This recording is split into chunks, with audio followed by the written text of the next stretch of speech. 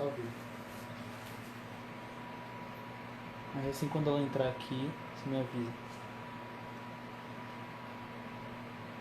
Que eu vou tocar nessas duas carinhas.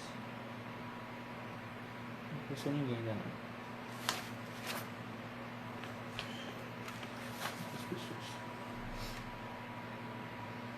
Oi! O pessoal tá chegando aí. Espera a Lorena, gente. Espera na Lorena. Temos uma psicóloga, mãe, conservadora e na Bahia. Vocês já imaginam? Vocês já pararam para refletir a importância disso? De uma escritora conservadora na Bahia, psicóloga. Vamos esperar aí. Marcão, Samuel, Aline.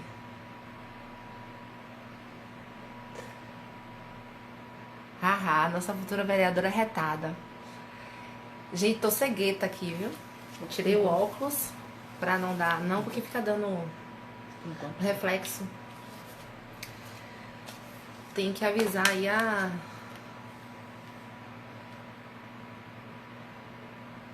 Alô, Pimenta. Aê, ela tem que... Lorena, você tem que solicitar... Eu tenho que convidar, não é isso? Isso. Aceita o convite aí, Lore. Doutora Lorena. Ô, Juju. Em breve, Juju. Oi! Tá me ouvindo? Não tá me ouvindo, né? Aumenta aí, Bruno. Tá me ouvindo? Tô te ouvindo. Tá. Que bom. Lorena, doutora Lorena Pimenta, psicóloga, estava falando com meus seguidores aqui a importância, né, no cenário atual, da sua pessoa, da sua representatividade. Mãe, psicóloga e escritora conservadora na Bahia. E o mais importante, em Lauro de Freitas, o município mais esquerdalha da Bahia. Então, assim, a importância é enorme. Te conheci através deste livro, O Jardim de Quitagu. Esse livro foi a minha sobrinha, ela recebeu de presente. Amou, meu irmão e minha cunhada amaram e me apresentaram o seu livro. E eu fiquei, assim, encantada com esse livro, porque é um livro que tem traços claros, apesar de ser um livro infantil, ele é um livro que tem traços conservadores, é um livro conservador, que remete à tradição, às tradições, aos costumes, aos valores. E eu fiquei muito feliz quando eu fui pesquisar sobre você e vi que você é daqui de pertinho, do município de Lauro de Freitas. Então, assim, queria que você me explicasse o porquê desse livro, né? Como tudo começou, porquê, qual o seu... Por que você decidiu escrever livros desse contexto, né? Livro conservador para crianças, enquanto psicóloga, sua experiência e tudo. Seja bem-vinda. Obrigada. Tá me ouvindo? Tô. Tá me ouvindo direitinho? Ótimo. Primeiro, eu queria agradecer o convite, dizer que estou muito feliz em participar e falar um pouco, né, desse livro que foi muito querido, foi muito escrito com muito amor. E é um prazer estar aqui hoje com você. Que bom que você abriu esse espaço. E é isso. O livro ele é de 2017, né? Você fala assim, o livro conservador. Eu confesso que essa não foi a intenção, né? E talvez por isso ele seja um livro de verdade, ele seja um livro que ele traga ali questões e conceitos de forma tão natural, né? Fala um pouco assim do nosso trabalho, do meu trabalho. Eu sou psicóloga infantil e eu tenho uma loja de brinquedos. E entre 2014 e 2017, final de 2017, essa loja ela funcionava aqui em Vilas, né? Aqui em Lauro de Freitas, em Vilas. E nós sempre desejamos que ela fosse muito mais do que uma loja, uma simples loja de brinquedos, né? A nossa ideia é que ela fosse um espaço de convivência, um espaço de convivência para famílias, porque como psicóloga infantil, eu lido com muita família, né? E são famílias que me procuram porque tem alguma questão, enfim, porque estão precisando de ajuda. E na maioria das vezes, né, em todas elas, na verdade, são famílias que não costumam ter momentos em família, que momentos com seus filhos, momentos com o brincar. E como a terapia infantil, ela é uma terapia que se dá na brincadeira, eu percebi, através do meu trabalho e também na minha relação com meus filhos, o quanto que a brincadeira ela é importante na relação dos pais. Então, esse espaço, que funcionou de 2014 até 2017, ele produzimos vários eventos e com o intuito de chamar as famílias para estar juntos com seus filhos naquele espaço, né? Eu me lembro que tinha caça aos ovos de Páscoa, piquenique, apresentação de palhaço, contação de história. E às Remetendo sempre à tradição, ao passado, aos nossos valores, às nossas origens, de onde é que a gente veio, né? Ao estar junto, né? Ao ser família. E é tão simples, assim. Esse espaço mostrou pra gente o quanto que para a criança ela não precisa de muito, né? Ela tá brincando ao ar livre, subindo na árvore com os amigos e ter a família por perto, né? Então foi muito bonito, foi um momento muito bonito de nossas vidas, porque a gente proporcionou isso para os nossos filhos e para outras famílias, né? Um espaço onde elas podiam estar juntos e curtir esse momento junto com seus filhos. Então era bem bonito, os pais, às vezes tinha um pai que comandava a brincadeira e brincava com todas as crianças. Então era um momento muito alegre, de muita risada, de som de criança brincando, né? Som de criança correndo, barulho de criança, é muito alegre. Então, assim, às vezes tinha pai e mãe que ligava, é para deixar aí, a gente, não, é para vir junto, traz a toalha, estende no jardim, vamos curtir, né, com seus filhos. Então, o livro, ele nasceu nesse ambiente, né? Nesse ambiente de brincar, ambiente de família, né? Eu sou muito família também, eu e meu marido, nós temos 2 filhos. Lembro desse espaço, ó, Aquarela. Tem gente que conhece. Muita história. Nós estamos fazendo, essa semana, inclusive, 6 anos de história, né? Agora a gente só funciona com a loja virtual, mas foram 4 anos aí de história de loja física. E o livro, ele nasceu aí, né? Juntou tudo isso, toda essa risada, todo esse ambiente leve, gostoso que era Aquarela, com o meu estudo também enquanto psicóloga, né? Psicóloga infantil, estudo dos contos de fadas, da importância dos contos de fada para o imaginário da humanidade, né? Assim, não é à toa. Os contos de fadas, os contos de fadas clássicos, né?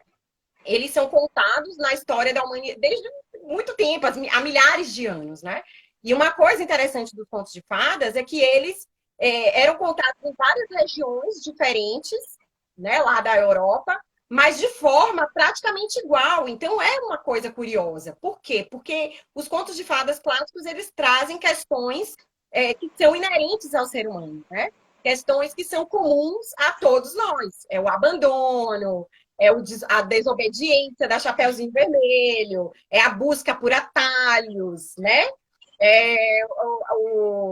O lidar com a bruxa do João e Maria. Então, são questões que elas não saem de moda.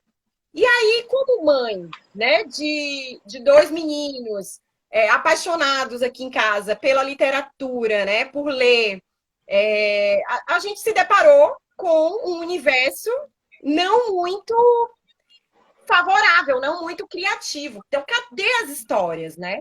Quando a gente foi procurar livro para os nossos filhos, cadê as histórias? Cadê as histórias que trazem a imaginação? Então, a gente se deparou com livros, a maioria, lógico que tem livros maravilhosos, livros brasileiros, né? Maravilhosos, mas a maioria dos livros, a gente se deparou com uma quantidade muito grande de livros, eu costumo chamar assim de autoajuda para a criança, né? Ensinando a criança a fazer xixi, ensinando a criança a dividir, ensinando a criança a comer. Quer dizer, cadê aquela fantasia? Cadê a fantasia? Cadê as histórias profundas, né?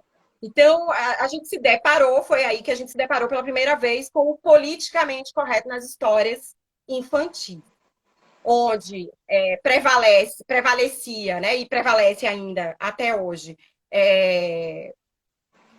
eu digo assim, temas sintéticos, porque não são temas da alma, não são temas que pertencem à humanidade, à história da humanidade, mas temas que foram criados, né, pelo homem com um objetivo, né, que a gente sabe qual é o objetivo, que é cumprir com uma agenda progressista, né, que traz ali determinados assuntos e, de certa forma, esses assuntos estão sendo ali, de certa massacrados mesmo, nos livros infantis também. Então, me veio essa vontade. Eu confesso que eu preciso escrever, né? Eu preciso contribuir para uma literatura da forma que eu acredito que tem que ser. Fazer o seu papel, deixar seu legado na sociedade, não é isso? Exatamente. Assim, Lorena, uma coisa que me chamou a atenção no seu livro é o seguinte: a gente está vivendo num momento, uma guerra de narrativas, né? A gente está vivendo num momento onde todo mundo busca o seu eu, a imposição do seu eu. Você é psicóloga. Acho que você primeiro é psicóloga para depois ser escritora, né? Eu acho que é essa a ordem. Então, você é psicóloga. E o que eu observo, não enquanto psicóloga, porque eu não sou advogada, mas eu sou mãe. Eu tenho um filho de 17 anos, tenho uma filha de 14, tenho mais 3 enteados, nós somos 5 filhos ao todo. Somos de uma família tradicional, uma família conservadora.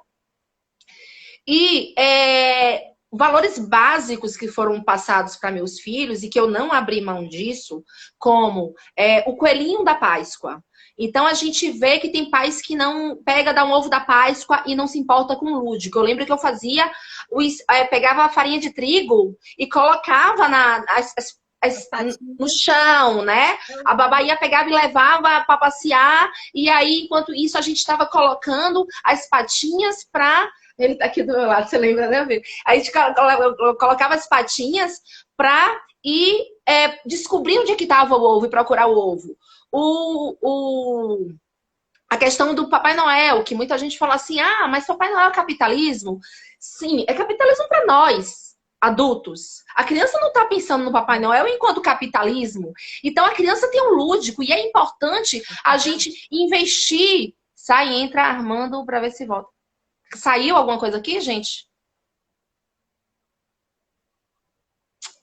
Você tá me vendo tranquilo? Tô te vendo. Eu só estou paralisada, assim. Eu não estou me vendo, mas é normal? Eu não sei. Eu não sei, eu acho que valores básicos. Eu não sei. Vocês estão vendo a Lorena, gente? Tá tudo ok, Tebet?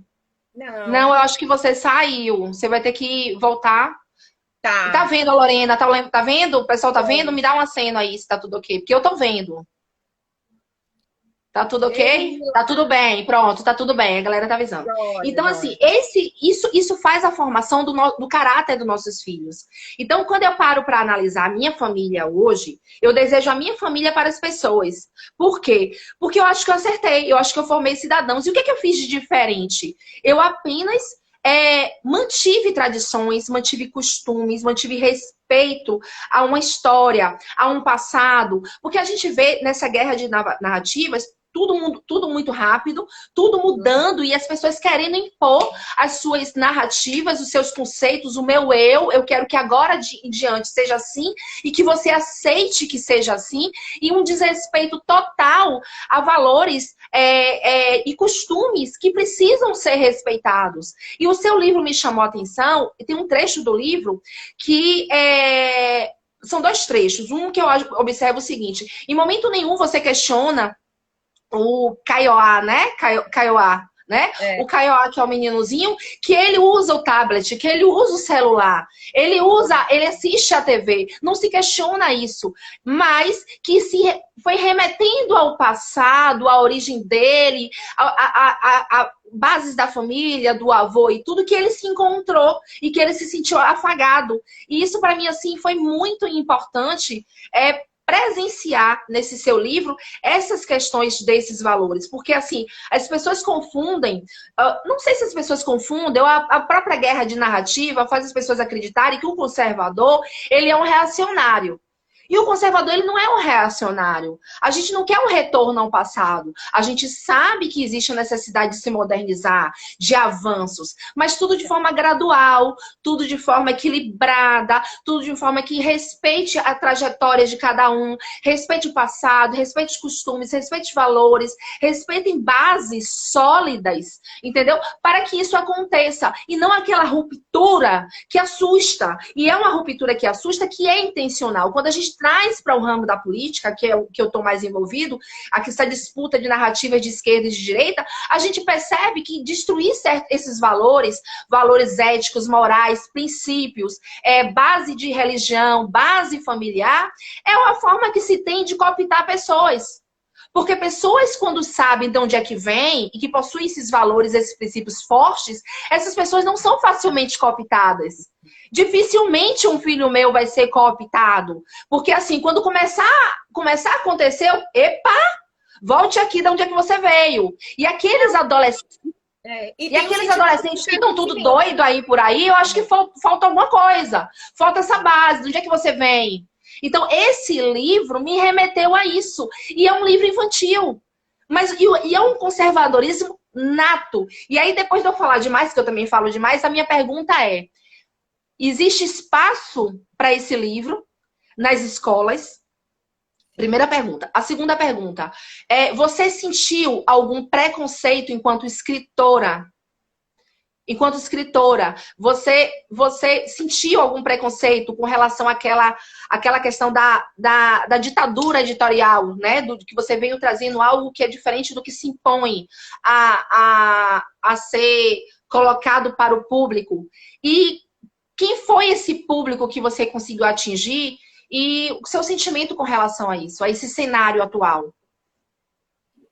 Muita coisa, né? Você trouxe aí muita coisa. Primeiro que o livro, eu gosto de falar isso, é a minha menina dos olhos, né? Eu gosto de dizer assim, os livros, os meus dois, né? Depois a gente vai falar do segundo, né? Mas os meus livros, eles são como um vulcão. As ideias começam a entrar em erupção, começam a fervilhar dentro de mim e, de repente, eu sento e em uma semana eu escrevo. Né? Não faço nada sozinho, a gente trabalha, eu trabalho em parceria com meu marido, ele trabalha comigo editando também, então é um trabalho que é conjunto, que é bem bonito, e eu acho bem bonito por isso também. Mas a história, ela sai de mim de uma vez só, as duas foram assim.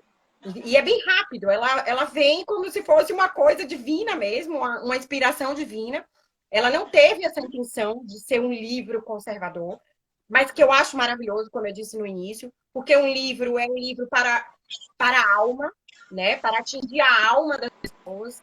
Então, o Jardim do Pitangu, ele tem uma situação interessante, porque eu estava lendo muito, estudando muito os contos de fadas. Então, eu estava muito inspirada nos contos de fadas, nessa questão de trazer assuntos profundos da alma humana, né?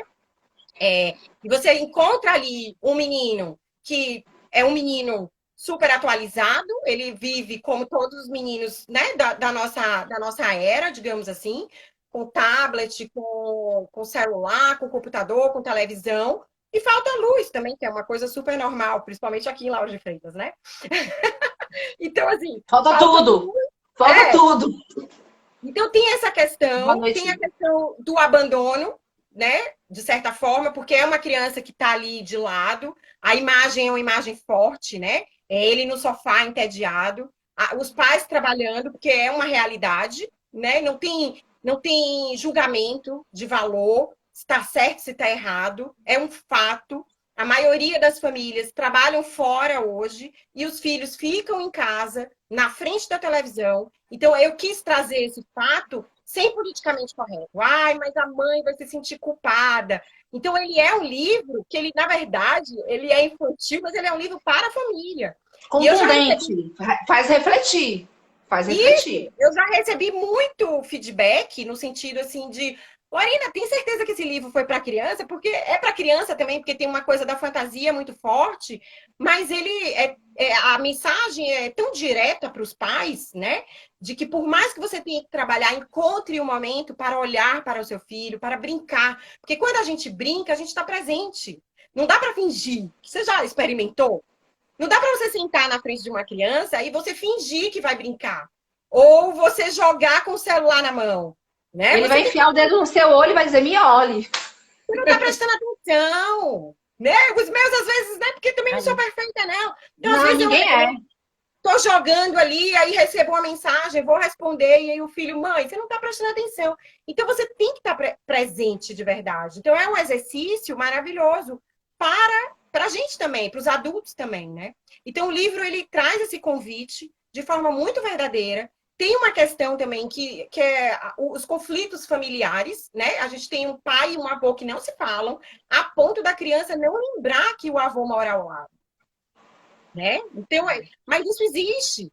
Os conflitos familiares, né? Fernanda está aí, Fernanda é psicóloga sistêmica, ela sabe disso, né, Fê? Os conflitos familiares existem, né? Eles fazem parte da vida das pessoas e a gente precisa trazer isso também. E você vê que a criança, ela se lança numa aventura épica no jardim da sua casa, mas que para uma criança é extremamente significativo, porque ela abre o portão, ela se depara com um jardim que ela nunca viu, ela se depara com um senhor que ela não conhece, e vai parar num jardim, num lugar diferente. Então, ele é muito corajoso. Então, traz esse aspecto também da alma humana, da coragem, de você se lançar, sair da zona de conforto e se lançar em busca dos seus sonhos. E depois, quando ele volta, ele traz a solução para os problemas da família, que eu acho que é a pérola do livro. Né? É na brincadeira, às vezes, que a gente encontra a solução para os nossos conflitos familiares, para o conflito entre a mãe e o pai, entre o pai e o avô, com a própria criança. Então, a gente vê uma realidade hoje muito grande, onde a família vai se distanciando, às vezes no mesmo espaço físico, mas que os filhos estão muito distantes dos pais. E que depois, como você falou, essa situação pode ser irreversível. Por quê? Porque a gente sabe que existem essas pessoas que estão ali querendo cooptar, militantes, né?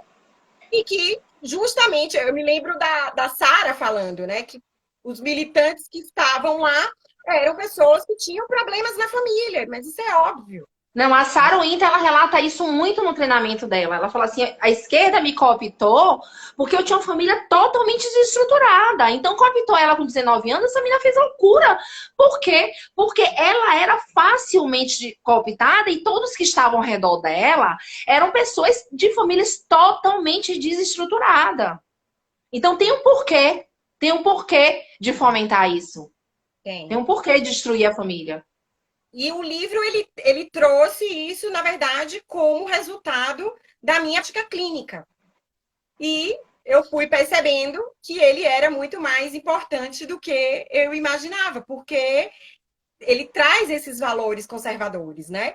E eu acho interessante ressaltar que muitos que são contra ao conservadorismo, eles não sabem o que são. E eles são conservadores sem saber que são. São conservadores. E isso aconteceu comigo. A minha história com o conservadorismo, ela foi assim, ela foi de dentro para fora. Isso eu porque comecei a analisar os meus valores, né, os meus anseios, a minha forma de estruturar a minha família, a minha vida, que eu fui ler sobre o conservadorismo, eu fiz, eu sou conservadora. Não, é exatamente o tema dessa live, que tem uma sacada que você falou aí, você fez assim, Rebeca, eu não tive intenção de criar um livro conservador, mas você criou um livro conservador. E aí, a gente vem para o tema, o conservadorismo sempre esteve em mim. Então, você criou um livro conservador, sem ter intenção de criar um livro conservador, porque o conservadorismo sempre teve em você, e aí vem aquela questão, você não é de uma família conservadora, ou é? Não, muito pelo contrário. A minha família é aquela típica, a minha família de origem é a família típica petista, né? Meus pais são da Petrobras, aposentados hoje em dia, mas da CUT, petista mesmo, assim, totalmente. Então, eu fiz parte, eu nasci, né? Meu avô foi preso político, na época, em 64, e eu cresci nessa narrativa de que meu avô era um herói. Então, meu avô era herói. Hoje eu olho para meu avô, que é falecido, não sei se como uma forma de, né, já foi, enfim, não tenho como conversar com ele. Ele era um avô ausente, ele não era um avô muito presente. Talvez por isso também a história. Que antes de dar uma hora eu tenho que desligar. Pode eu tenho que desligar. Talvez por isso a história dele sempre me foi contada como uma história de motivo de orgulho, né? Mas assim, eu nunca conversei com meu avô. A história que ele passava para você enquanto esquerda, enquanto militante da esquerda. Meu avô era apaixonado por Cuba. Meu avô era apaixonado por Cuba. Meu avô ia a Cuba, acho que uma vez ao ano. E ele ia para trabalhar. Ele foi a última viagem dele, ele já tinha mais de 80 anos. Ele ia para trabalhar na enxada, lá enfim, ficava lá nos alojamentos. O pessoal chamava ele de comandante Alírio. Era bem mesmo, assim. Então, eu vim dessa família, bem de esquerda mesmo. E eu fui aquela menina de esquerda na época da juventude, né? De Che Guevara. Porque fazia parte da minha história. Então, quando eu era jovem, eu vivia aquilo de forma muito orgânica. Mas chega um momento que a gente para ler, né? Deixa eu entender melhor, assim. E a minha história foi bem engraçada, porque eu estava numa festa em biologia, na faculdade, na UFBA ali, né? E tinha um sebo. E aí tinha um livro, bem baratinho, assim, que era um livro sobre Cuba, né? 50 anos de revolução, não lembro, assim, um livro assim, depois eu vou resgatar o nome do livro. E eu comprei o livro e li o livro. Eu comprei o livro porque eu achava que ia falar bem dele, de Cuba, né? Dessa história que fazia parte da minha história. Eu achava que fazia. E quando eu li o livro, eu descobri o outro lado de Cuba, né? Eu descobri o outro lado das pessoas que não podiam comer carne, né? Que ficavam na fila ali para comprar alimento, que não podia ter telefone, não tinha celular na época, mas assim, esse controle todo do Estado. Então, eu tive o meu primeiro acesso num livro que eu comprei quase por acaso. Eu estava numa festa, não estava num evento que eu fui para comprar livro, não estava numa livraria. Eu estava numa festa à noite e eu vi o livro lá, comprei o livro e foi o meu primeiro contato com uma outra narrativa sobre essa história. Então, eu comecei a ler, né? Eu gosto de ler, descobri esse gosto pela leitura já mais velha, mas aprendi que a gente precisa procurar a estudar, a ler, entender aquilo que a gente defende, né? Tem uma fala de Olavo, assim, muito impactante para mim, que é aquele, no filme dele, Jardim das Aflições, que ele pergunta assim, você sabe as origens do seu pensamento? Então, chegou um momento que eu não sabia e fui buscar. Né? Eu fui buscar ler sobre comunismo, ler sobre Cuba, sobre política. E isso dá um embasamento para a gente, uma segurança para a gente se colocar, para a gente saber pelo que a gente está lutando. Porque o que eu vejo, até em pessoas que foram meus amigos, enfim, que se afastaram por conta dessa questão toda política, mas eu vejo que está defendendo uma coisa que não sabe exatamente. Que não conhece, não sabe nem o que está fazendo, o que está falando. Porque se você for perguntar o que você quer para você, e a pessoa vai dar características que são conservadoras. São conservadores. A Bahia, e assim, o que eu acho mais interessante é que assim, a Bahia, ela é conservadora. Ela só tá presa a amarras e que isso tá começando a dissolver. Para mim, isso tá claro, tá começando a dissolver. Entendeu? Então, as pessoas são conservadoras, sim. O povo baiano é conservador, sim. Né? Então, assim, essa questão dessa narrativa de que a Bahia de esquerda, esse negócio aí do carnaval e da lacração, de balançar a raba, eu acho que os termos que são utilizados, eu acho que isso representa uma minoria, bem minoria. O resto tá aí nessas narrativas aí, como você tá falando, não sabe nem o que está defendendo, ou o que é que não gosta. Não, e o conservadorismo, a gente só existe enquanto humanidade por causa do conservadorismo, né? Porque é você preservar os aprendizados de quem veio antes. Né? Então, a gente eu te digo até mais. O conservadorismo está em voga. Ele está em voga. Mas ele está em voga com uma resistência da loucura que está aí. Entendeu? Então, assim, o fato do conservadorismo hoje estar sendo tão trabalhado é por conta de uma resistência do mundo louco, promíscuo que está aí.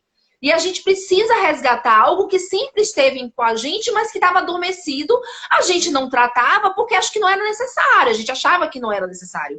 Mas diante dessa guerra espiritual, a guerra de conceitos, guerra de narrativas, esse mundo sem valores que está aí, a gente começa a buscar a nossa origem, a nossa essência. E aí vem o porquê que não é que virou modinha, mas é um momento de resistência. É um momento de resistência das famílias. As famílias estão dizendo, epa, aqui você não vai chegar, não. Entendeu? A religião tá falando, epa, aqui você não vai se meter, não. Não é isso? Tem uma pergunta aqui, que pergunta a doutora como é que fica essa relação dos pais com relação a alguns youtubers, né? As crianças youtubers de esquerda e essas crianças reféns a esses youtubers. E aí? O que fazer? Porque, infelizmente, os youtubers que fazem um trabalho para crianças e adolescentes, eles são esquerdistas. Uhum. Eu não conheço ainda nenhum com a representatividade forte, jovenzinho, que seja de direita e que atraia esse público. Que fazer? Eu acho muito perigoso. Aqui em casa não existe isso. Os meninos nunca seguiram youtuber nenhum. Nem de fazer massinha, sabe? Eu acho muito perigoso você expor a criança ou deixar a criança livre para estar na frente de outra pessoa que tem por objetivo ser uma influenciadora. Claro, né? Esse é o objetivo, né? Então, assim, eu não acho que as crianças elas têm idade para serem influenciadas por outras pessoas que não sejam seus pais. Que não sejam seus pais. Então, aqui em casa não tem youtuber, né? Então, eu acho que a internet, o celular, os meninos já têm celular, porque herdaram os celulares velhos dos pais, né? Então, vai ficando ali, eles acabam herdando. Tem televisão, tem Netflix, mas os horários são regulados. Aqui, de segunda a sexta, é leitura. Então, eu acho que estou falando assim, um pouco do meu pessoal para dizer que os pais precisam também impor esse ritmo e os limites. Não, inclusive a minha filha mesmo, ela chegou a pegar aquela fase do Felipe Neto, né? Minha filha era criança, crescendo o Felipe Neto, os irmãos Neto e minha filha acompanhando. E as coleguinhas de escola, Felipe Neto, quando eu fui ver o que era, e também já estava naquela de herdando o celular de mãe, de pai, aquela coisa. Sempre muito tranquila, mas a minha relação com meus filhos sempre foi de limite, nunca foi de proibir, mas nunca de tipo assim, você não vai fazer, eu vou tomar o celular. Não, o celular tá aqui na sua mão e você não vai seguir esse youtuber. Porque se você seguir, eu vou tomar. Então eu sempre dei a responsabilidade, não aquela coisa de fiscalizar. Mas vinha cá, Lorena. A gente, com a vida que a gente tem, que a mulher tem que sair para trabalhar, alguém consegue fiscalizar o filho 24 horas por dia? Não consegue. Então, muito melhor você ensinar, dar bases e valores para eles não fazer escondido. Porque por mais que você... A confiança. Porque 24 horas você não vai conseguir ficar. Então, comigo a solução foi essa. Porque não via como uma coisa ofensiva. Via como era aquela foca do Demente Neto que ele fazia. Então, assim, eles não... Não, a criança ela não vê como algo absurdo. Ela tá ali na modinha. Então, aqui em casa sempre foi assim. Né? Tinha uma que ficava só desembrulhando presente. Futilidade, tudo. Tinha aquela Kéfera que falava um monte de palavrão, aquelas coisas horríveis e tudo. E assim, graças a Deus, eu acho que eu consegui salvar. Por último, na verdade, não sei se é por último, deixa eu te falar, queria bater com você nessa tecla. Educação infantil nas escolas, escola pública, escola particular. Existe espaço para esses livros? Existe. Como fazer? Qual a realidade atual e o que fazer? A realidade a gente sabe como é. A realidade é triste, né? Infelizmente, a gente tem que abrir os olhos mesmo. Eu acho também que é promissora, o futuro é promissor, né? Existe espaço para a gente entrar com os livros que tragam valores que valham a pena deixar para as próximas gerações, né? Eu acho que a gente precisa pegar um livro. Outro dia a gente entrou numa livraria Numa não, em algumas. Eu observei essa tendência atual, né? E eu fiquei incomodada, porque eu entrei na livraria com meus filhos e eu contei 5 livros, eu tirei foto até. 5 livros escritos foda-se. Acho que eles estão assistindo, mas. Não, mas assim, a criança sabe o que é foda-se, o que é o termo foda-se e o que é. Entendeu? Mas, assim, a coisa não tem que ser escondida. É isso que a gente está valorizando? É isso que a gente quer ver? Não é isso que eu quero ver em quantidade numa livraria, numa estante de escola, né? Então, eu acho que a gente precisa ter coragem. O foda-se é questionador, é para uma manifestação, né? É para a gente se rebelar e não para estar nos livros. De um livro. Nos livros, entendeu? Assim, até porque até porque depender do público daquele livro, ainda tem isso. Não, e uma livraria, né? Não estou questionando o livro, deixa existir, não tem problema. Mas assim, quando você entra numa livraria com uma criança que está aprendendo a ler, né? Os seus filhos são maiores, você sabe. Ela fica lendo tudo. Então ele leu. Quer dizer, é isso que tem que estar em evidência dentro de uma livraria? Será que isso é cultura? Será que é isso que a gente quer transmitir para a próxima geração? Não. Tipo assim, ele tá na estante, né? Ele tá na estante mais evidência do que os que deveriam. Na frente. E assim, no livro de gramática, eu acho bacana também, porque tudo é vivência. Né? E o que eu ia falar do Felipe Netos da vida, desses daí, que eu não gosto nem de citar nome, porque eu nem conheço de fato, mas assim, o que a gente tem que criar, desenvolver na criança é o senso crítico, né? Então, desde pequenininho. Será, filho? Me lembro que o vizinho aqui ganhou um boneco. E o boneco ficava falando desses netos aí.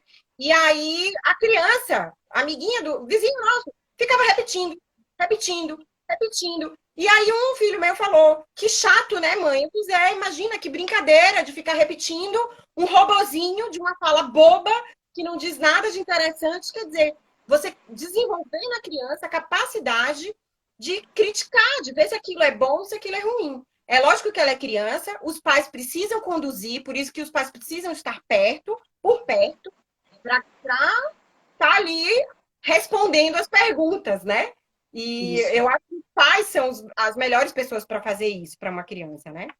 Mas voltando para as escolas, a gente sabe que existem, né, profissionais que estão querendo ali repetir narrativa, assim como os livros, né?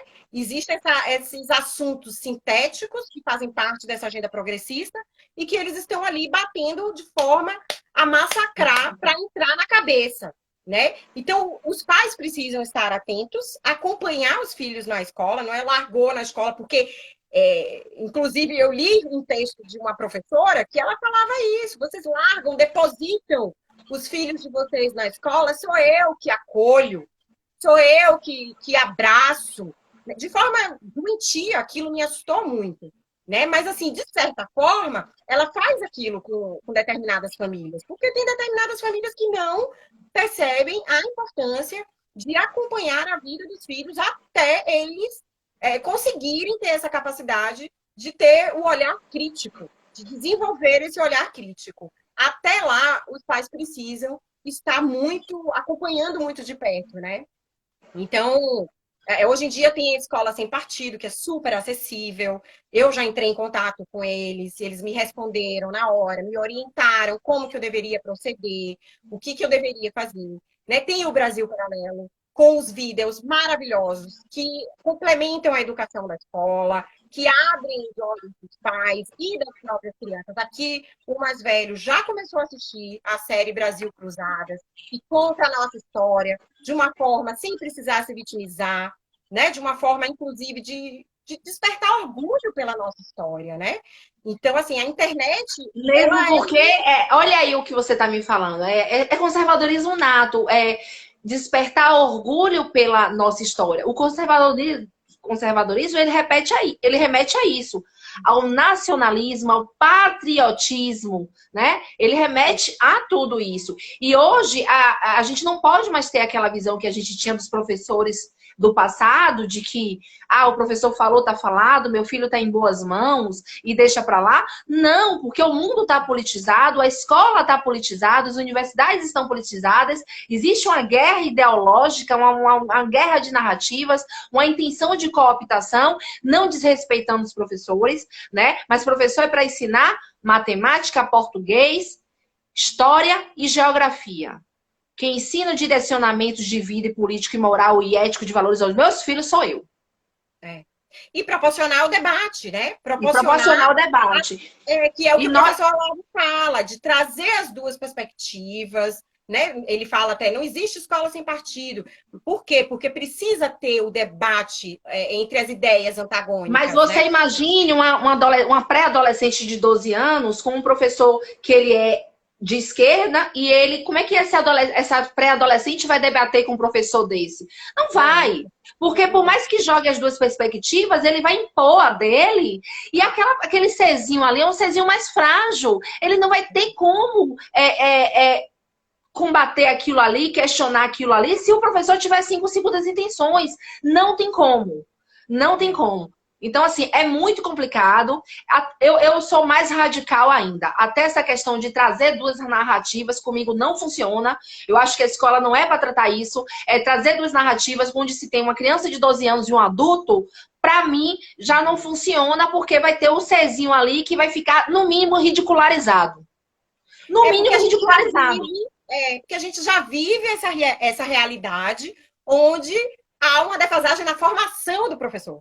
Né? Na formação do professor. Enquanto a gente não conseguir limpar isso, já desde as universidades, é muito arriscado colocar esse debate. Né? O professor teria que ser altamente imparcial, até para fazer esse debate entre alunos. Eu lembro que na minha época dessa idade de 12 anos, teve, justamente em época eleitoral, cada um defendeu um candidato, né? Cada um defendeu, tinha o seu QG, tinha o seu partido, e o professor não se envolvia ali, e cada um defendia as suas narrativas. Mas era um outro momento. O momento dos meus 12 anos não foi os 12 anos da minha filha. Acabou. Ah, voltou? Deu uma paradinha. Tá congelado você. O momento... Tá me vendo? Eu tô. O momento dos meus 12 anos não foram os momentos dos 12 anos da minha filha. Entendeu? Então, existe, sim, uma intenção de... isso é até uma outra live que eu quero adiante fazer com você para passar algumas experiências assim que aconteceram. Mas eu queria muito agradecer, entendeu? A sua representatividade. Queria que você falasse um pouquinho a respeito do outro livro que você falou que tem um outro conteúdo, te convidar para a gente fazer uma outra live para você explicar sobre esse livro e você me dizer às pessoas como é que faz para adquirir, né? Como é que faz para adquirir e como é que faz para chegar até você, como é que faz para propagar, como é que faz para incentivar, porque a gente até não conversou sobre isso, o incentivo financeiro para isso aqui. Existe incentivo, existe preconceito, existe uma forma de estimular esses tipos de conteúdo. Como é que se processa isso? O nosso tempo já está acabando? Eu tô perdida. Não sei. Ainda tem, né, Bruno? Meu filho está aqui de fiscal, porque a gente é tiazinha. Pronto. Você me fez essa pergunta, eu acho importante falar, né? Se eu sofri algum tipo de preconceito. Não sofri.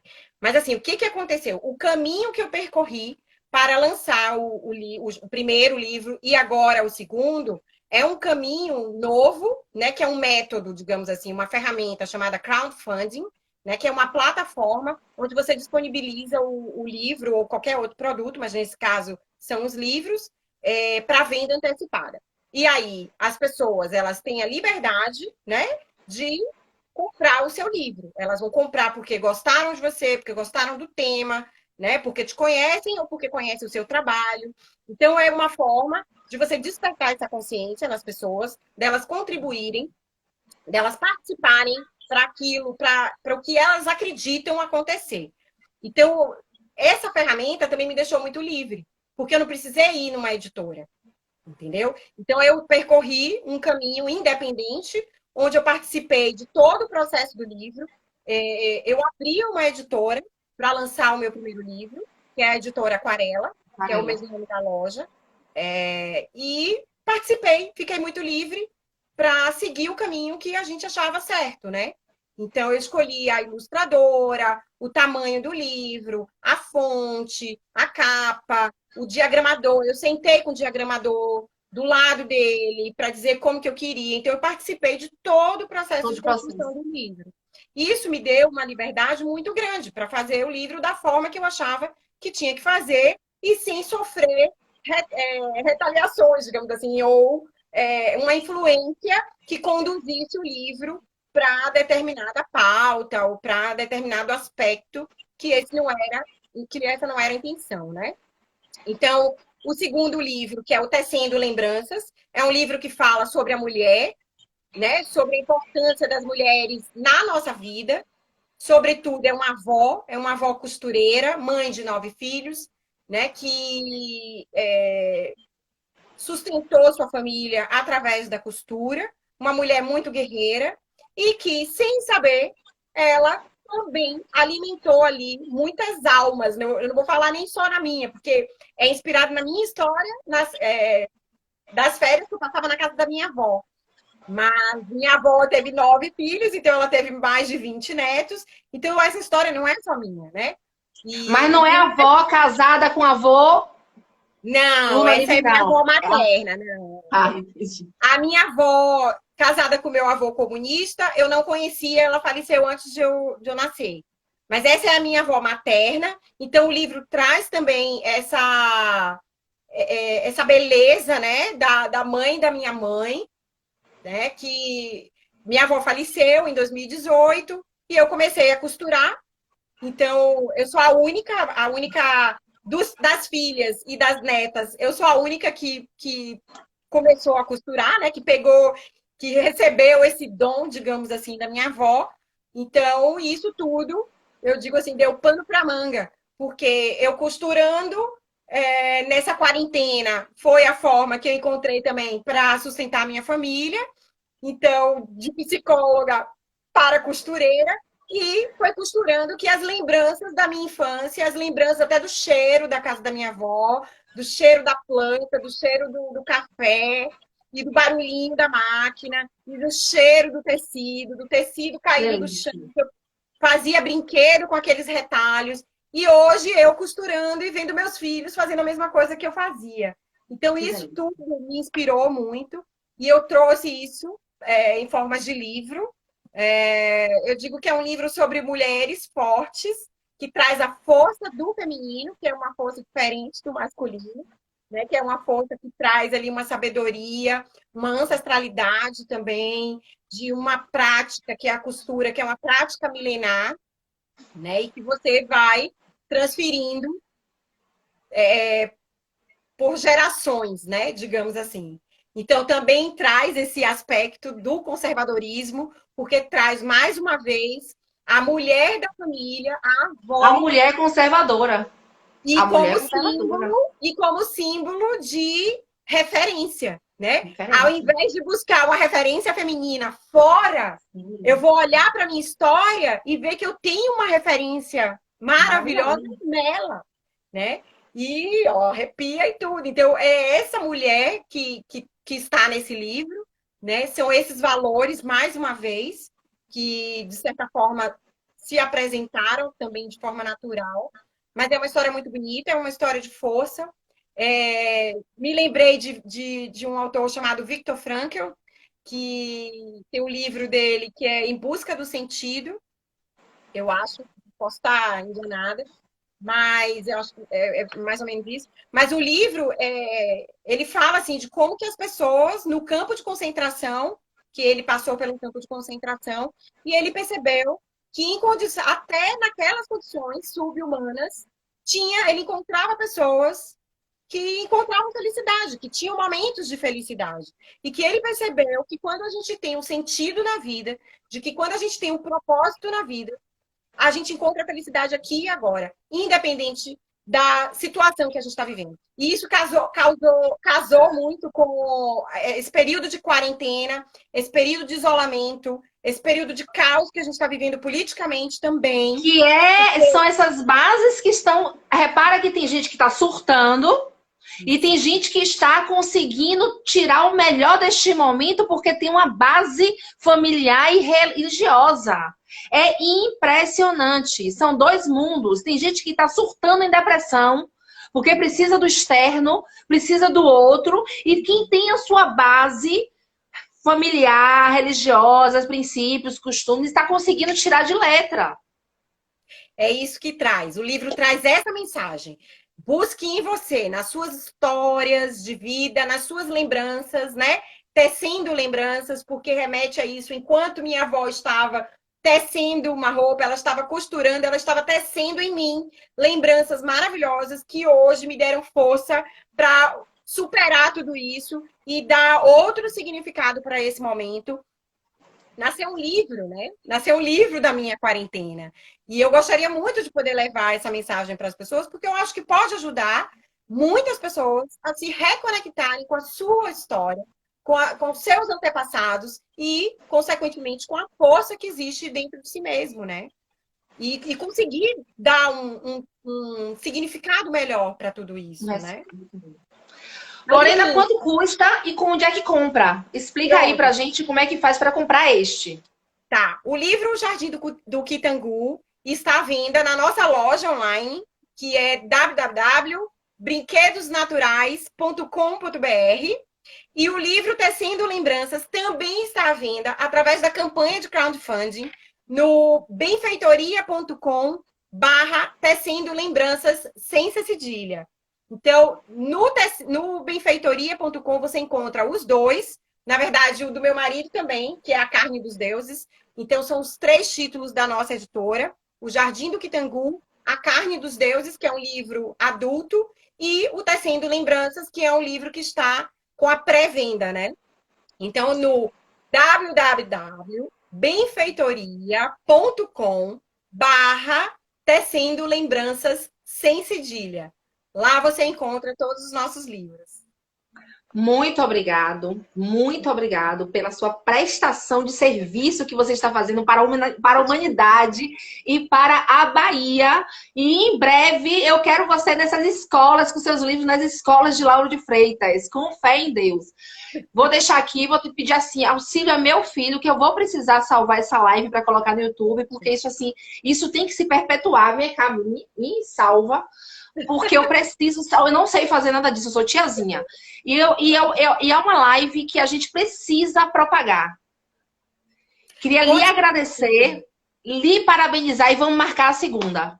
Tá, obrigada. Vamos já deixar a Uma Mulher Conservadora.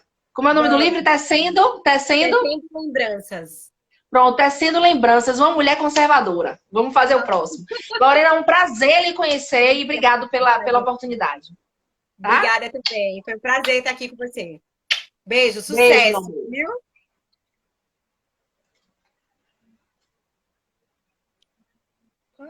Eu quero salvar.